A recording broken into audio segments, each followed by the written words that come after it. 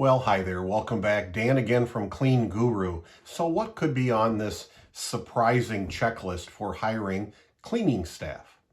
Well, it certainly isn't having to have cleaning experience, is it? That might be nice, but we know that's not the surprising thing to look for on a checklist when you have to have that. There's a lot of other things that are maybe more important than that.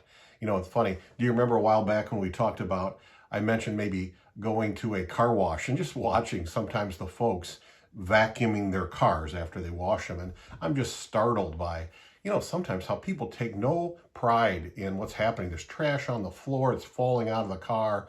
They get the hose all tied up and they don't even untie it. They don't put it away in the slots where it needs to be.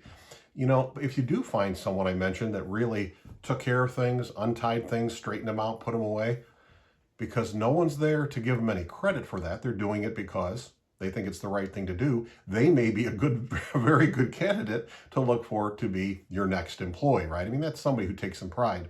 Well, what's another indication, a surprising indication? I don't know if the word surprising is perfect, but it's this. If you can get some indication of someone's work ethic, reliability, the pride in the work that they take. Well, what might that be? Well, if in the application or during the interview, you hear them say, and actually you can live up to this by calling, they say, listen, please call this person, or you can certainly contact these two employers, something.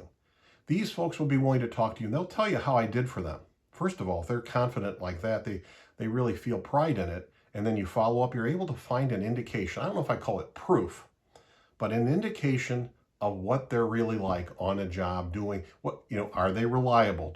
Are they trustworthy? Do they take pride in their work? Are they hardworking? Those kind of indications of not necessarily can do might be cleaning training. I can do it. The question is, will you do it? And sometimes those indications of will you do it can be the most important. Till next time, remember, you can do this. You really can.